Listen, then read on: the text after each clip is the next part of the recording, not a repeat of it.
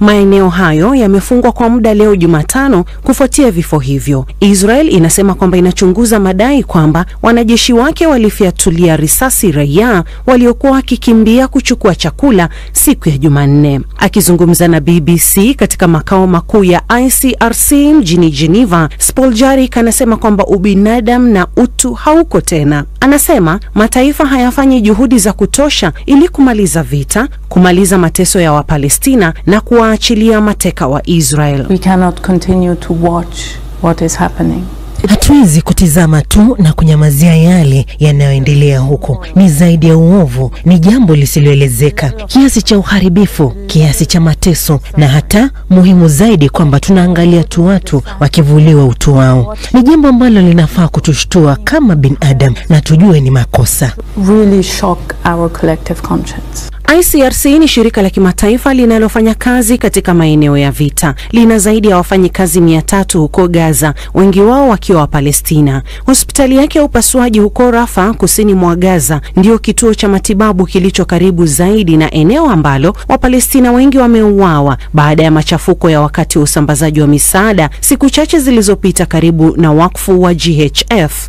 ICRC inasema kuwa jana asubuhi wahudumu wa upasuaji huko Rafah walipokea wagonjwa 184, wakiwemo watu 19 waliofariki walipowasili na wengine 8 waliofariki kutokana na majeraha muda mfupi baadaye. Ilikuwa ni idadi kubwa zaidi ya majeruhi kutokana na tukio moja katika hospitali hiyo tangu ilipoanzishwa zaidi ya mwaka mmoja uliopita. Na idadi ya watu waliofariki kutokana na shambulizi la anga lililofanywa na Israel dhidi ya shule iliyogeuzwa kuwa makazi magharibi mwa Khan Yunis imeongezeka hadi watu 12. Naye msemaji wa UNICEF huko Gaza amekosoa wakfu wa misaada ya kibinadamu wa GHF akisema kuwa kundi linaloungwa mkono na Marekani na Israel linajifanya tu kutoa msaada. Akielezea hali ilivyokuwa huko Gaza hapo jana, anasema kwamba watu wamekuwa kitembea zaidi ya kilomita 15 au zaidi ya kilomita 20 kupata misaada.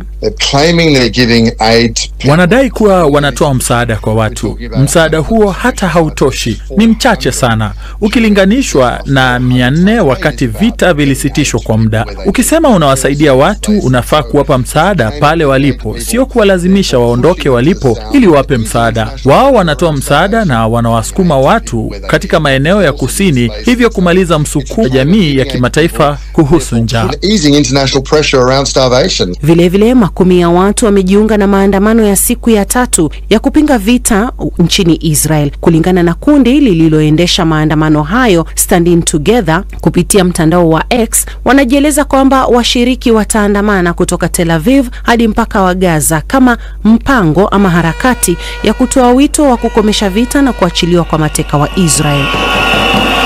Hayo yakijiri, shirika la BBC limepinga madai ya ukosoaji na kuyataja yasiyo sahihi madai ya ikulu ya White House juu ya utangazaji wake wa matukio ya Gaza. Katika mkutano wa Jumanne wa ikulu ya White House, katibu wa waandishi wa habari wa Rais Trump, Caroline Levitt, alishtumu BBC kwa kuchukua maneno ya Hamas wakati wa kuripoti juu ya idadi ya watu waliouawa kwa kupigwa risasi karibu na shirika la kusambaza misaada. Lakini shirika la BBC limesema kwamba utangazaji wake ulikuwa unaelezewa kwa usahihi na takwimu mpya zilichapishwa siku nzima, na ni jambo la kawaida kabisa kwenye habari yoyote inayobadilika kwa haraka. Wakati huo huo, mjini London, waziri mkuu wa Uingereza Keir Starmer amejibu swali kuhusu Gaza huko bungeni. Amesema kwamba wanapinga vikali kuongezwa kwa operesheni za kijeshi na kuzuiwa kwa misaada ya kibinadamu. Ameongeza kusema kwamba hatua zaidi dhidi ya Israel zitazingatiwa, ikiwa ni pamoja na vikwazo. Phyllis Mwate,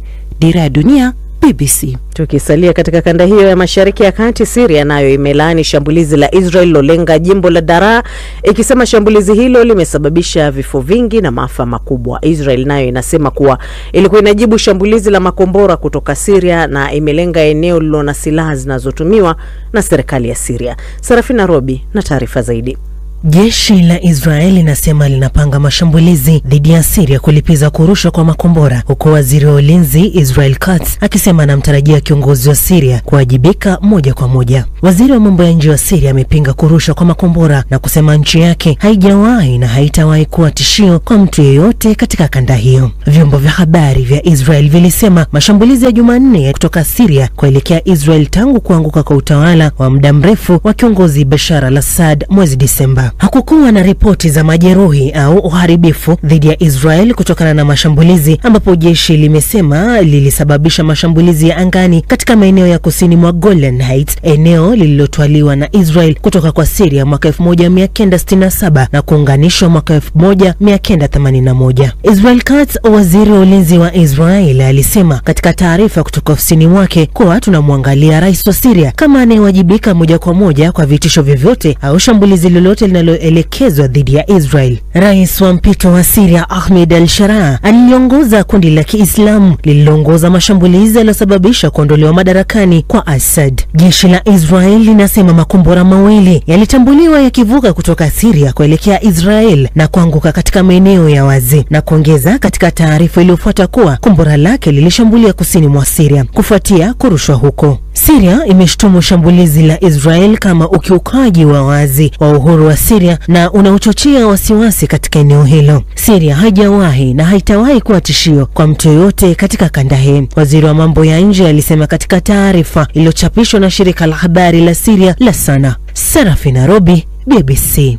Naam, kwingineko ni kwamba serikali ya Jamhuri ya Demokrasia ya Kongo imevipiga marufuku vyombo vya habari dhidi ya kuripoti habari za kumhusu rais wa zamani Joseph Kabila au chama chake cha kisiasa. Asha Juma na maelezo zaidi. Serikali imesema inataka kumshtaki bwana Kabila kwa makosa ya uhaini kimhusisha na kundi la waasi la M23. Haya yanawadia baada ya kinga kutomshtaki kiongozi huyo wa zamani wa DRC kuondolewa na bunge. Tume ya mawasiliano ya habari imeviarifu vyombo vya habari kuwa vitasitishiwa leseni iwapo vitakiuka marufuku hiyo. Baada ya kuwa nje ya nchi kwa miaka miwili, bwana Kabila alirejea DRC wiki iliyopita akiwasili katika mji wa Goma unaodhibitiwa na waasi wa M23. Hatua hii ya serikali ni jaribio la kuminya kuangaziwa kwa taarifa na harakati za Kabila katika kipindi ambacho amekuwa akimkosoa vikali Rais Felix Tshisekedi na kutoa wito wa kukomeshwa kwa kile anachokitaja kuwa udikteta Kongo. Hata hivyo, marufuku hiyo inaaminika haitakuwa na athari mashariki mwa Kongo ambako M23 inadhibiti maeneo muhimu ya majimbo ya Kivu Kaskazini na Kivu Kusini, na badala yake inatarajiwa kuwa vyombo vya habari vya huko vitakuwa vinafuatilia na kuripoti karibu kila hatua ya bwana Kabila. Rais Tshisekedi amekuwa akimshtumu mtangulizi wake kwa kuwaunga mkono waasi wanaoitisha mashariki mwa Kongo na kusababisha mzozo mkubwa wa kiusalama pamoja na wa kibinadamu uliowaacha mamilioni ya watu bila ya makazi na maelfu ya wengine kuuawa katika mapigano ya muda mrefu.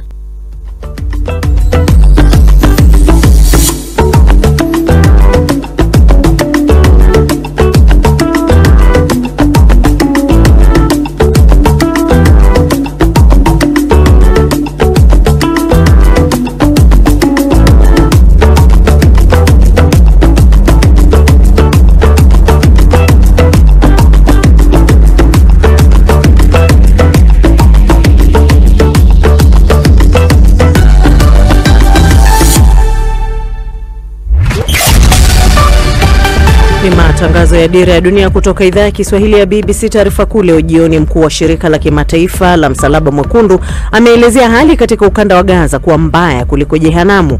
Serikali ya Jamhuri ya Kidemokrasia ya Kongo imevipiga marufuku vyombo vya habari dhidi ya kuripoti kumhusu rais wa zamani Joseph Kabila na chama chake cha kisiasa.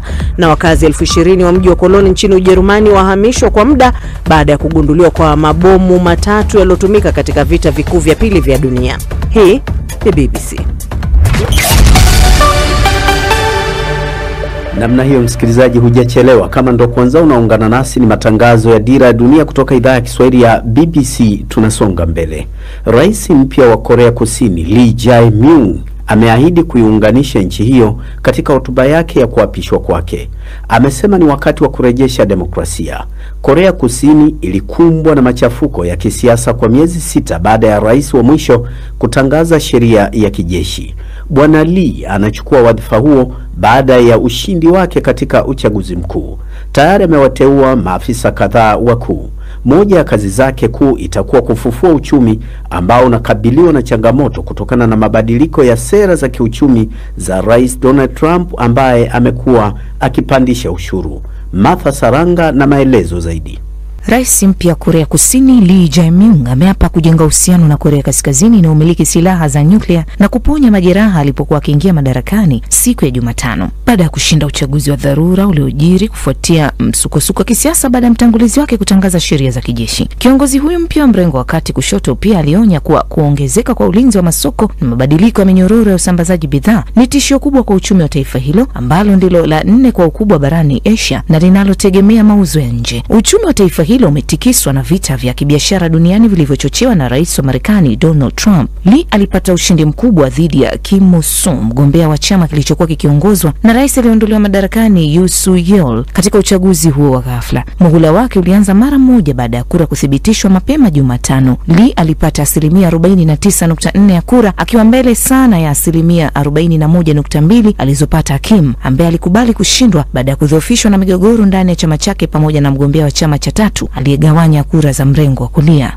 Lee alizungumza na kamanda mkuu wa jeshi la Korea Kusini na akachukua rasmi udhibiti wa uendeshaji wa majeshi ya nchi hiyo, akiwahimiza kudumisha utayari iwapo kutatokea uchokozi kutoka Korea Kaskazini. Lakini katika kauli yake ya kwanza alisema yuko tayari kwa mazungumzo. Tutaponyesha majeraha ya mgawanyiko na vita na kuanzisha mustakabali wa amani na ustawi. Haijalishi gharama yake ni kubwa kiasi gani. Amani ni bora kuliko vita. Mwisho wa kumnukuu. Alisema Seoul itafanya juhudi kuzuia uchokozi wa nyuklia na wa kijeshi kutoka Korea Kaskazini, huku ikifungua njia za mawasiliano na kufuatilia mazungumzo na ushirikiano ili kujenga amani katika rasi ya Korea. Lee aliingia madarakani muda mfupi kabla ya Marekani kuweka ushuru wa 50% kwenye mauzo ya chuma na aluminium ya Korea Kusini, bidhaa muhimu kwa uchumi wa nchi hiyo. Lee alifanya hafla ndogo ya kuapishwa katika bunge la kitaifa, mahali ambapo Yoon alipeleka wanajeshi wenye silaha usiku wa jaribio lake la kusimamisha utawala wa kiraia. Pia alitangaza uteuzi wa viongozi kadhaa wa juu akiwemo Kim Min-sok, mshauri wake wa muda mrefu kama waziri mkuu, na Lee Jong-suk, waziri wa zamani wa masuala ya muungano, kama mkuu wa ujasusi.